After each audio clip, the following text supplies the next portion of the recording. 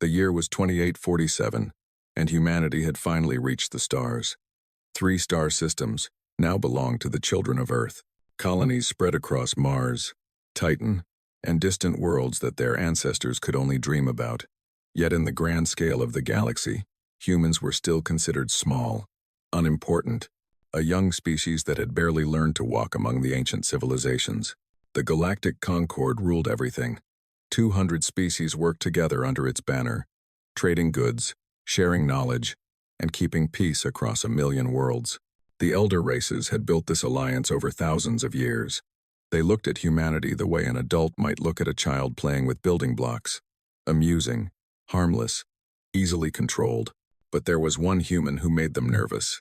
Chancellor Elena Vasquez stood at the center of human civilization like a bright flame in the darkness. She had been born in the slums of Mars Colony 7, where poverty and crime ruled the streets. Her childhood had been filled with hunger and fear. Her teenage years had been spent fighting in the resistance against corrupt colonial governments. By the time she reached 30, she had led 3 successful revolutions without spilling unnecessary blood. Now she led all of humanity. Under her guidance, the old hatreds had faded away. Nations that once pointed weapons at each other now worked side by side.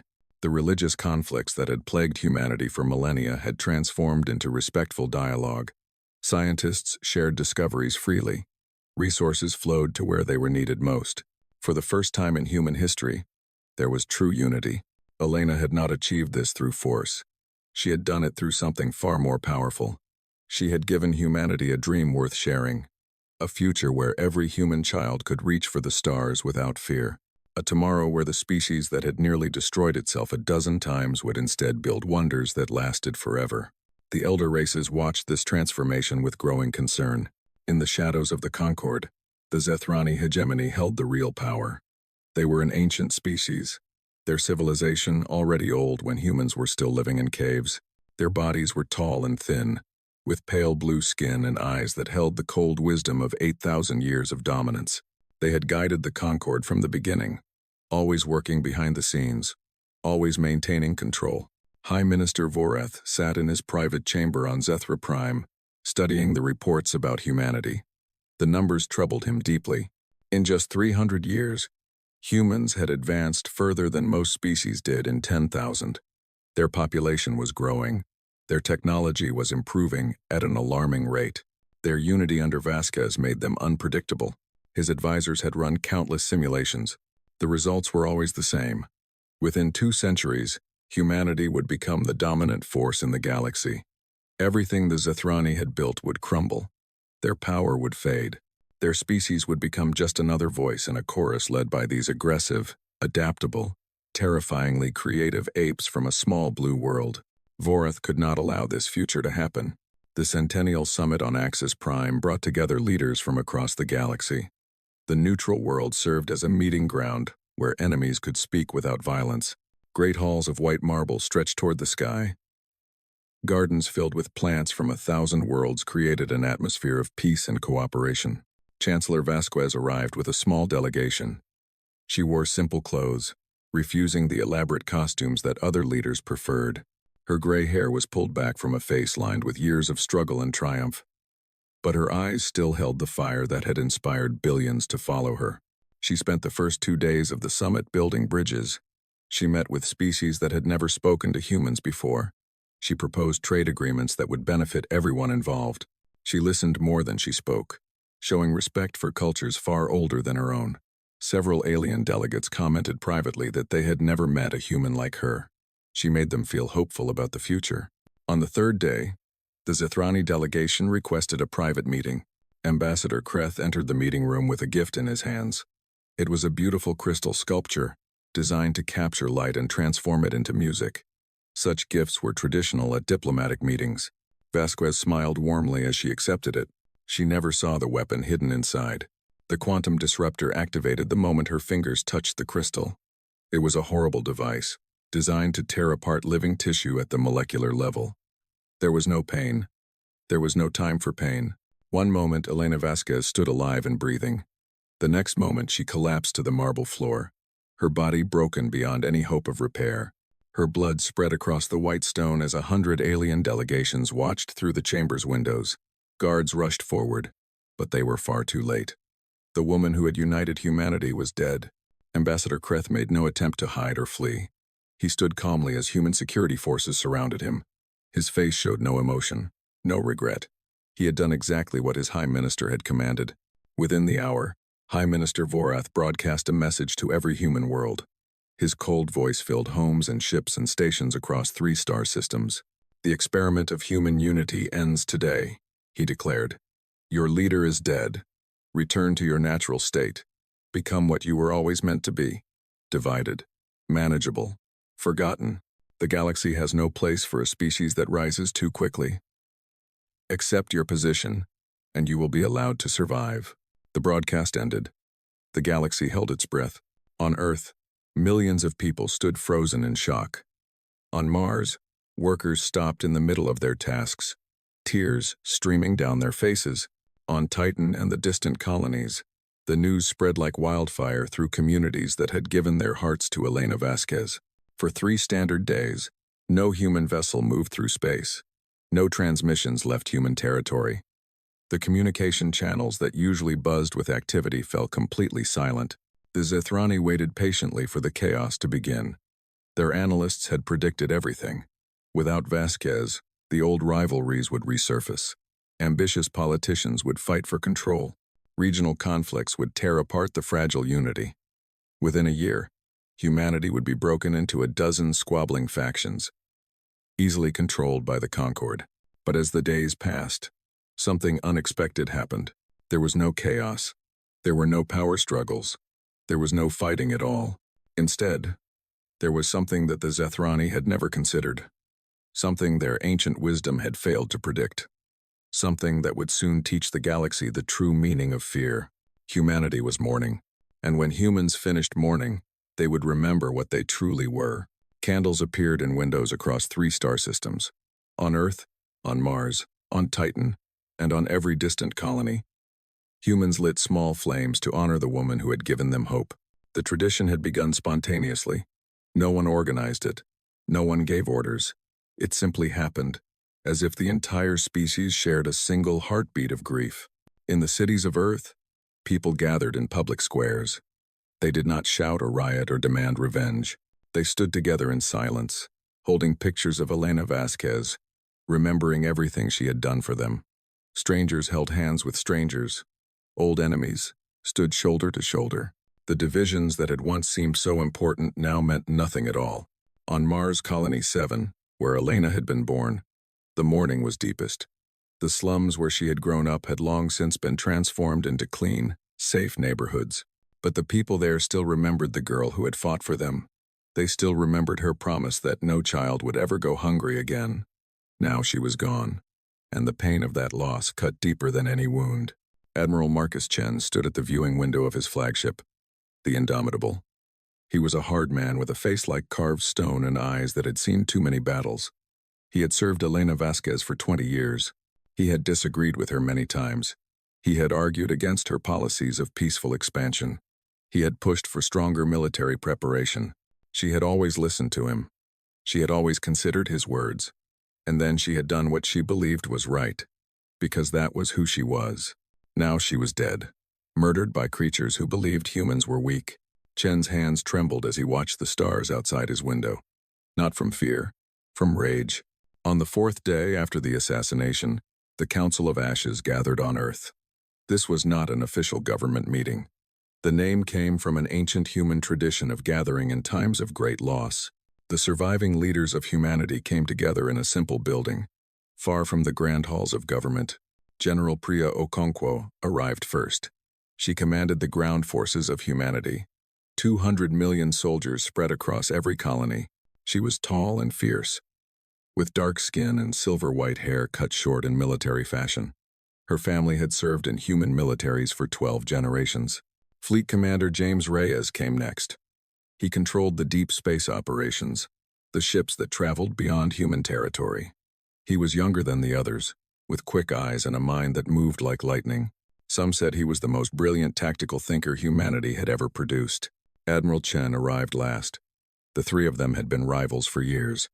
They had competed for resources, for attention, for influence. Elena Vasquez had managed them carefully, using their competition to drive improvement while preventing open conflict. Without her, many expected them to tear each other apart. Instead, something remarkable happened. Chen walked to the center of the room and extended his hands. Okonkwo and Reyes looked at each other for a long moment. Then they stepped forward and clasped his hands in their own. Three rivals became three allies in a single instant. "She is gone," Chen said, his voice rough with emotion. "But what she built does not have to die with her. The galaxy thinks we will fall apart," Okonkwo replied. "They think we need a single leader to stay united. They are wrong," Reyes finished. "We do not follow a person. We follow an idea. And ideas cannot be killed." The Council of Ashes made a decision that day. They would not choose a new chancellor. They would not fight for power. Instead, they would ask humanity itself what should be done. The quantum-linked referendum reached every human adult across 3-star systems simultaneously. The question was simple. The options were clear. What shall humanity's response be?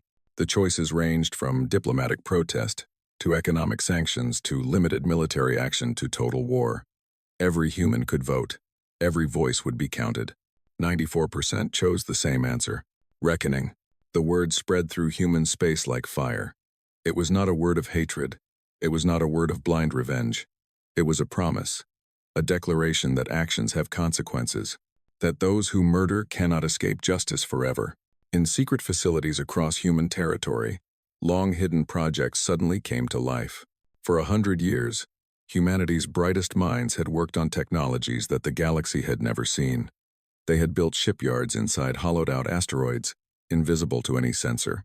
They had developed weapons that bent the laws of physics.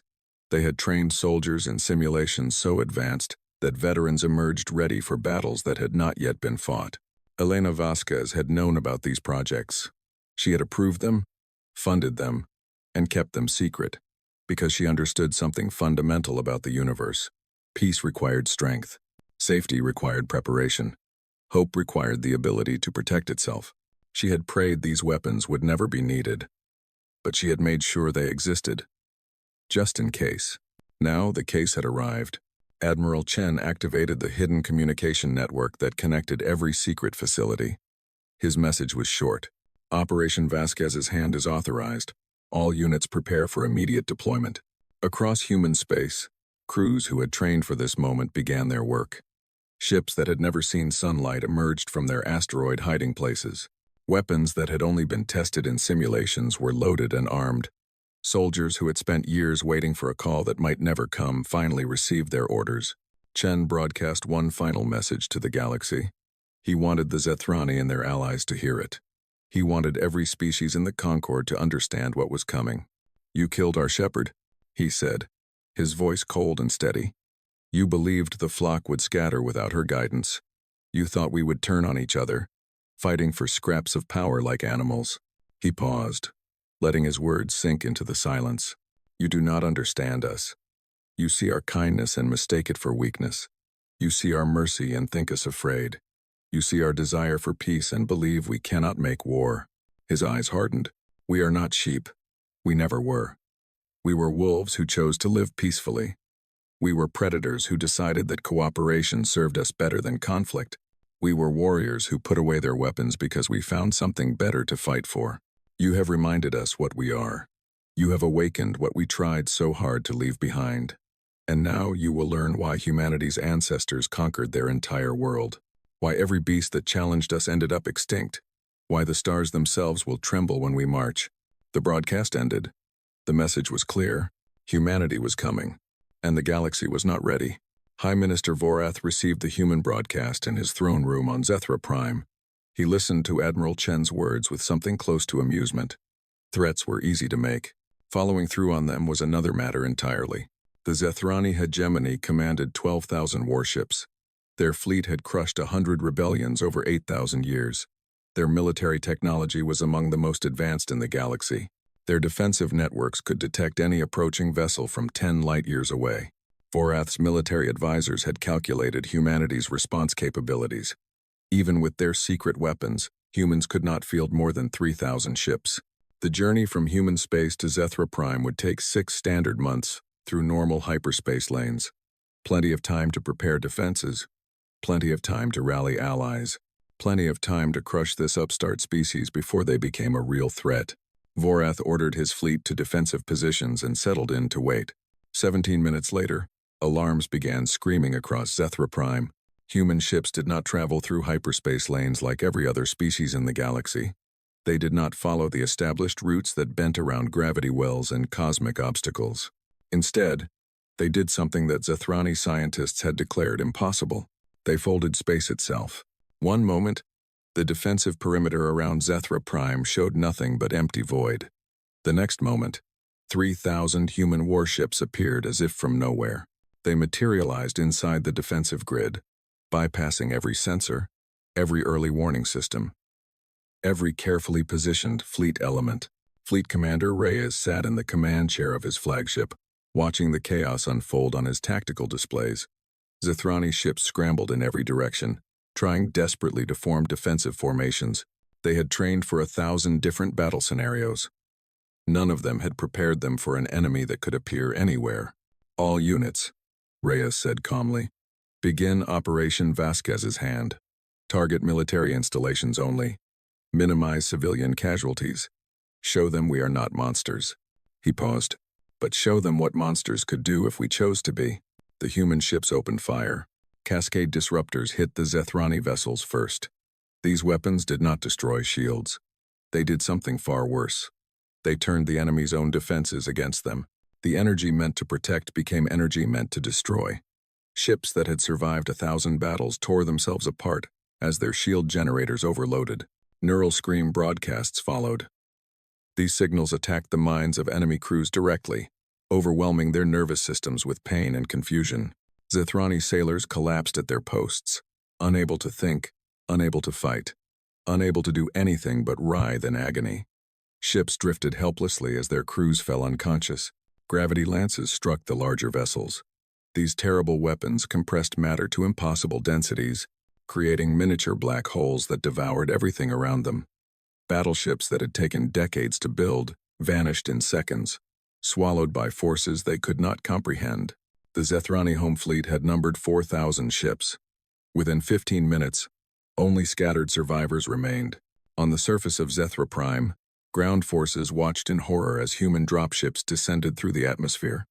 The planetary defense grid tried to target them, but human electronic warfare was too advanced.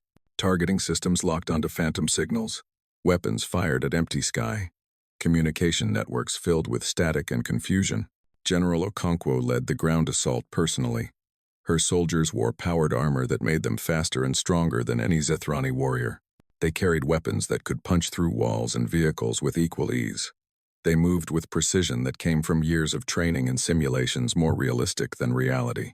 Military installations fell one after another. The soldiers were careful to avoid civilian areas. They did not burn cities or slaughter innocents. They simply destroyed every weapon, every defense system, every tool that could be used against them. The assault on the capital took 12 minutes. High Minister Vorath sat frozen on his throne as the doors to his chamber exploded inward. Human marines poured through the opening, their weapons trained on his guards. The Zethrani protectors raised their own weapons, ready to die defending their leader. "Hold," a human voice commanded. Admiral Chen walked through the ruined doorway. His face was calm. His eyes held no hatred, only cold determination. He looked at the Zethrani guards and shook his head slowly. "Your weapons cannot hurt us," he said. "Our armor would turn aside your strongest blasts. But even if it couldn't, killing us would change nothing. There are 3,000 ships in orbit, 200,000 soldiers on your world, billions more waiting at home." He stepped forward, and the guards backed away. "We did not come here to slaughter your people. We came here for justice. Lower your weapons, and no more of your kind need to die today." The guards looked at their High Minister. Vorath sat motionless, his ancient face showing something his people rarely displayed: fear. Slowly, one by one, the guards lowered their weapons. Chen walked until he stood directly before the throne. He looked up at the creature who had ordered Elena Vasquez's death. For a long moment, Neither of them spoke. "You made a mistake," Chen said finally. "You believed that killing one woman would break us. You believed that we were held together by her will alone. You believed that without her, we would become what we once were. Divided. Weak. Easy to control." He shook his head. "She was not our strength. She was our heart. And when you broke our heart, you did not make us weak. You made us dangerous.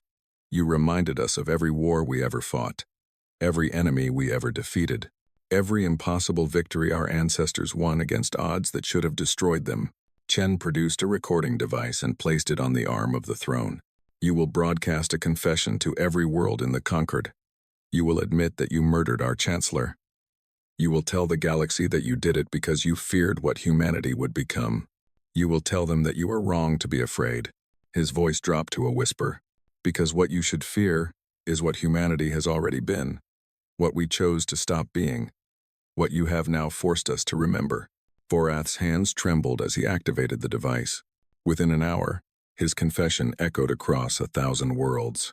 The High Minister of the Zethrani hegemony, ruler of the most powerful civilization in the Concord, admitted to murder, admitted to conspiracy, admitted to fear of a species that had done nothing but seek peaceful cooperation. The assault on Zethra Prime had taken 43 minutes from first contact to final surrender.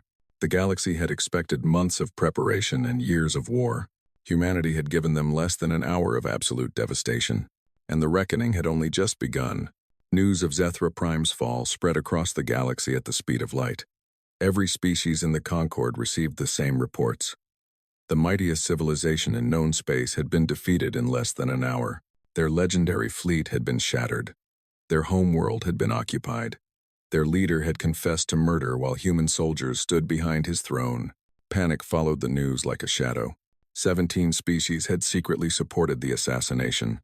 They had provided intelligence, funding, and political cover for the Zethrani plot. They had believed that humanity's destruction would benefit everyone. Now they scrambled to prepare for the storm they had helped create. The Vorthak Dominion mobilized its entire military. The Crystalline Collective sealed its borders. The 1,000 nests of the Crix armed every ship capable of carrying weapons. Across 100 systems, civilizations that had stood for millennia, prepared for war against an enemy they suddenly realized they did not understand. Emergency sessions of the Galactic Concord produced a single decision. Every member species would contribute ships to a combined fleet. Together, they would crush humanity before these dangerous creatures could threaten the established order any further. 100,000 warships gathered in the Shroud Nebula. It was the largest military force ever assembled in galactic history.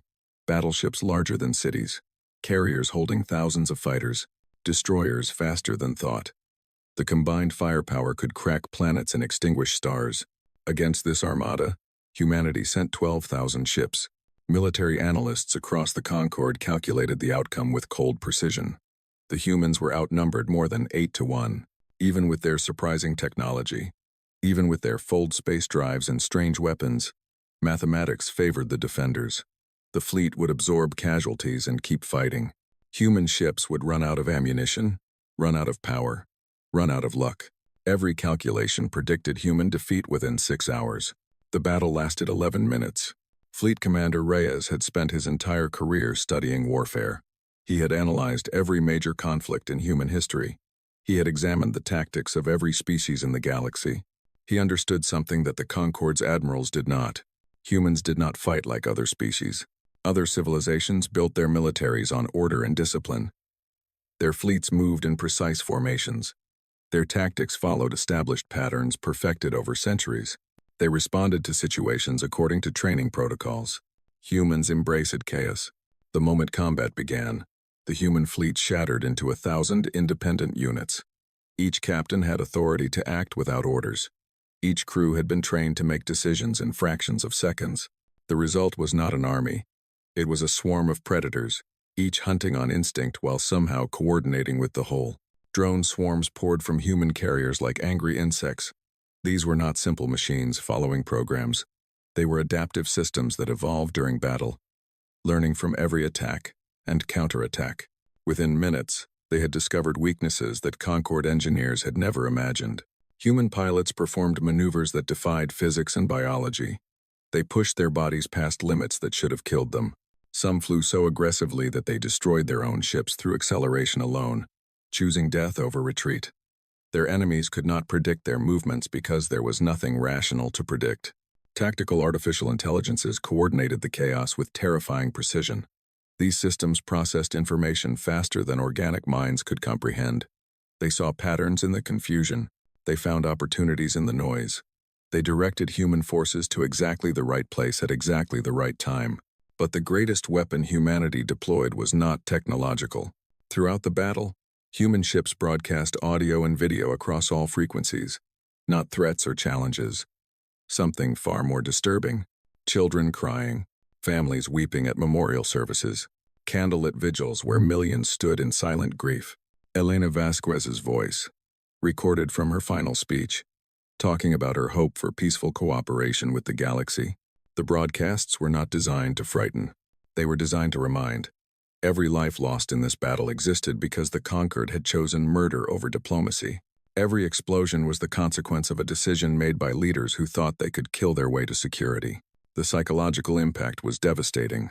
Some enemy crews hesitated at critical moments, disturbed by what they heard. Others began questioning why they were fighting at all. A few actually surrendered, refusing to continue a war that had begun with assassination. Human forces exploited every moment of confusion. Gravity lances tore through clustered formations. Cascade disruptors turned defensive screens into suicide weapons. Neural screams incapacitated crews faster than emergency protocols could respond. And through it all, human ships danced through the chaos like shadows, appearing where they were least expected, vanishing before retaliation could arrive. The Concorde fleet began to break, first in small pieces, then in great waves. The Grand Armada collapsed. Ships that had served for centuries disappeared in moments. Proud commanders found themselves commanding debris fields instead of battle groups. The mathematics of victory transformed into the mathematics of annihilation. Of the 100,000 vessels that entered the Shroud Nebula, only 27,000 escaped. Human losses totaled 847 ships. The ratio was incomprehensible. Military historians would study this battle for centuries, trying to understand how such a thing was possible. They would develop theories about human psychology, about their strange combination of individual aggression and collective coordination. They would analyze the technology, the tactics, the leadership, but they would never quite capture the truth. Humanity had not won because they were stronger or smarter or better equipped. They had won because they were fighting for something that transcended individual survival. They were fighting for a woman who had shown them what they could become. They were fighting for a dream that her murderers had tried to destroy. And no force in the galaxy could stand against a species united by grief and purpose. Admiral Chen surveyed the aftermath from the bridge of the Indomitable. Debris filled space in every direction. The remains of civilizations floated among the stars. "Send messages to every surviving vessel," he ordered. "Tell them the fighting stops now. Tell them we have no interest in extermination. Tell them to go home and inform their leaders." He paused, choosing his next words carefully. "Tell them that humanity's reckoning is complete, but humanity's judgment has only begun." The galaxy waited for humanity's demands. They expected conquest. They expected tribute. They expected the kind of dominion that every great power had imposed throughout history. The Zithrani had ruled through economic manipulation. The Vorthak had demanded territory from defeated enemies. The Crystalline Collective had forced cultural assimilation on those they conquered. Humanity asked for none of these things. Admiral Chen appeared before the shattered remnants of the Galactic Concorde with a list of 3 requirements. Just 3. The simplicity confused the assembled delegates more than any complex treaty could have. First, all species involved in the assassination would surrender those directly responsible for trial. Not military tribunals where outcomes were predetermined. Proper civilian courts where evidence would be presented, defenses would be heard, and verdicts would be rendered according to law. Second, the Galactic Concorde would adopt a new doctrine. No species would ever again conspire against another's leadership. Political change would happen through negotiation, through competition, through the natural rise and fall of civilizations, never through murder. Third, a memorial would be built on Axis Prime where Elena Vasquez had died. It would stand forever, as a reminder of what happens when fear overcomes wisdom. The delegates agreed immediately. They had expected enslavement. They received justice instead. Over the following months, the guilty were delivered to human custody. High Minister Vorath arrived in chains, along with 17 senior Zethrani officials. Ambassador Kreth, who had carried the weapon that killed Elena, came willingly. He seemed almost relieved that his role in the plot had finally ended. The trials took 3 years. Human courts operated differently than any system the galaxy had seen before. Prosecutors presented evidence openly. Defense advocates argued passionately for their clients. Witnesses were questioned and cross-examined. Everything was broadcast to every world in the Concord, so all could see that humanity sought truth rather than vengeance. Some defendants were found guilty and executed. Their deaths were quick and painless, carried out with clinical precision. Humanity saw no value in torture or prolonged suffering. Justice required consequences, not cruelty. Others received prison sentences. They would spend their remaining years confined but treated with basic dignity. A few were actually acquitted when evidence proved their involvement was minimal or coerced. High Minister Vorath was convicted of conspiracy to commit murder across species lines. His sentence was death, carried out exactly 1 year after the verdict. In his final statement, he admitted that he had underestimated humanity, that his fear had led him to a crime that destroyed everything he had spent centuries building, that he hoped future generations of Zethrani would learn from his mistake. Ambassador Kreth received life imprisonment. He accepted his sentence without complaint. When asked if he regretted his actions, he gave an answer that would be quoted for centuries. "I regret nothing about my actions," he said. "I regret everything about the assumptions that led to them. We believed humans were dangerous because they were aggressive. We were wrong. Humans are dangerous because they are capable of becoming anything. Warriors or poets, conquerors or healers, destroyers or builders, and no one, not even humans themselves, knows which they will choose until the moment arrives." As the trials concluded, something unexpected began to happen across the galaxy. Respect replaced fear. Species that had viewed humanity as a threat started to see them differently. Yes, humans were capable of terrible destruction, but they were also capable of restraint. They could have enslaved the Concord. They chose not to. They could have demanded tribute for generations. They asked only for justice. They could have imposed their culture on weaker civilizations. They simply wanted to be left in peace. Trade relationships formed. Scientific exchanges began. Cultural ambassadors traveled between human space and other civilizations. The unity that Elena Vasquez had dreamed of started to expand beyond humanity itself. 10 years after her death, a memorial ceremony was held on Axis Prime. The structure that humans had built was simple but powerful. A pillar of white marble rose from the spot where Elena had fallen. Her image was carved into the stone, not as a warrior or conqueror, but as she had been in life. A woman with tired eyes and a hopeful smile. A leader who had believed that different peoples could work together. Representatives from every species in the Concord attended. Many brought flowers from their homeworlds. Others offered songs in languages that human ears could barely comprehend. A few simply stood in silence, paying respect to someone they had never known but whose death had changed everything. Admiral Chen arrived near the end of the ceremony. His hair had turned completely gray in the decades since the war. His face carried new lines from the weight of command. He walked slowly through the crowd, and aliens who had once trembled at his name now stepped aside with quiet respect. A small figure approached him as he neared the memorial. A Zethrani child, barely past infancy, carried a single white flower. Its parent stood nervously nearby, clearly uncertain whether this interaction was wise. Chen knelt to meet the child's eyes. The little Zethrani held out the flower with trembling hands. "For the lady," it said in broken human standard. "Teacher say she wanted peace. Teacher say she would be sad about war." Chen took the flower gently. For a moment, the man who had led humanity's reckoning looked as if he might weep. "She would have liked that," he said softly. "She always believed we could be better. All of us. Every species. Even those who hurt us." He placed the flower at the base of the memorial, among thousands of others from 100 worlds. The child's parent finally approached, bowing deeply. "Admiral, we are sorry. For everything our people did. For the pain we caused." Chen stood and looked at the Zethrani for a long moment.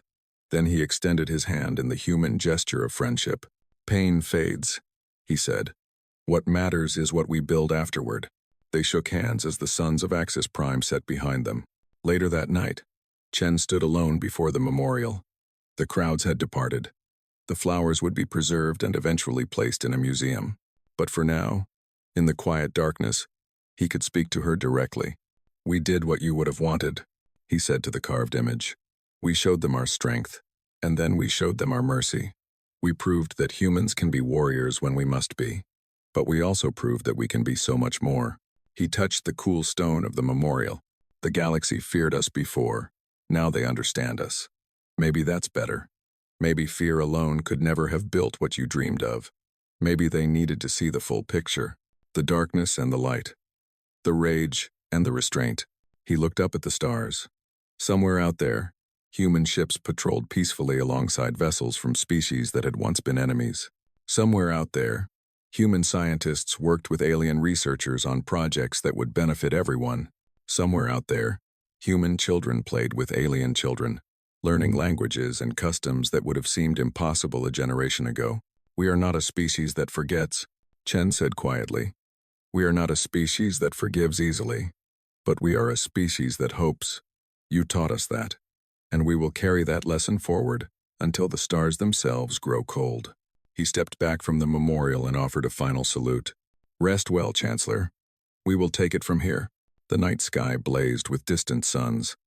The galaxy stretched out in infinite possibility, and humanity, forever changed by loss and love and war, continued reaching for the light.